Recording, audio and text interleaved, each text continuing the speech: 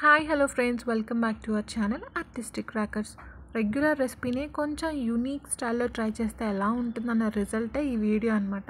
నేను ఇక్కడ వరలక్ష్మి సగ్గుబియ్యం తీసుకున్నాను, ఒక గుప్పెడు. సో ఇది ఎంతమంది మీలో ఆల్రెడీ ట్రై చేశారు ఈ రెసిపీ అనేది వీడియో మొత్తం కంప్లీట్గా చూస్తే మీకు తెలుస్తుంది. ఎవరైనా ఆల్రెడీ ట్రై చేసి ఉంటే కనుక నాకు కమెంట్ చేయండి. నెక్స్ట్ ఈ సగ్గుబియ్యంని నీట్గా ఒకసారి వాటర్లో వాష్ చేసేసుకొని పక్కన పెట్టేసుకోవాలన్నమాట. గుప్పెడు అంటే గుప్పెడే తీసుకున్నాను. ఈ విధంగా డ్రై ఫ్రూట్స్ అన్నీ కూడా తీసుకున్నాను.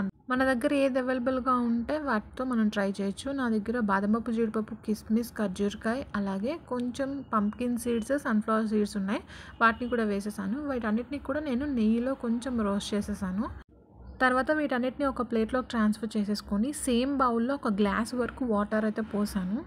ఈ వాటర్ బాయిల్ అవుతూ ఉండే గ్యాప్లో నేను ఒక చిన్నది మీషోలో రోల్ కొన్నానని చెప్పాను కదా, ఆ రోట్లో నేను ప్రిపేర్ చేయాలనుకుంటున్న స్వీట్కి క్వాంటిటీకి సరిపడా 2 యాలకులు ఈ విధంగా దంచేసుకోవాలి. సో ఈ యాలకుల్ని నీట్గా వాటర్లో వేసేసుకుంటే మంచి అరోమా, సూపర్ టేస్ట్ అనేది వస్తుంది. ఈ వాటర్ అయితే బాగా తెరల కాగుతున్నాయి కదా, ఇలా బాగా బబుల్స్ రావాలి. ఇందులో నేను 1 కప్ ఆఫ్ షుగర్ని వేసేసాను.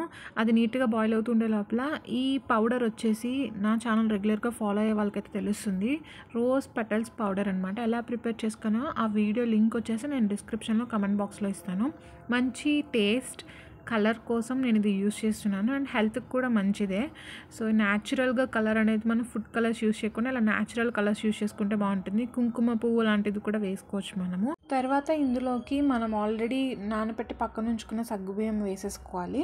సో అవి కొంచెం ఇలా ఉడుకుతూ ఉంటాయి అన్నమాట. ఈ లోపల మనం ఎక్స్పెరిమెంట్కి రెడీ అయిపోదాం. అదేంటంటే నేను ప్రిపేర్ చేసేది కేసర్. సో ఈ కేసర్లో నేను ఇక్కడ కొంచెం వెనిలా ఎసెన్స్ వేస్తున్నాను.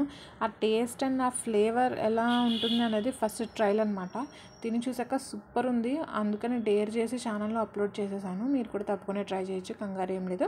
సో ఇక్కడ 1 కప్ ఆఫ్ షుగర్ తీసుకున్నాను కదా, 1 కప్ ఆఫ్ సుజీ రవ్వ, ఉప్మా రవ్వ, తెల్ల రవ్వ అని పిలుస్తాం కదా, 1 కప్పు షుగర్కి 1 కప్పు వేసేసాను. ఇలా మనం వేస్తూ ఉండగానే తిప్పుకుంటూ ఉంటే ఉండలు కట్టకుండా నీట్గా వస్తుంది.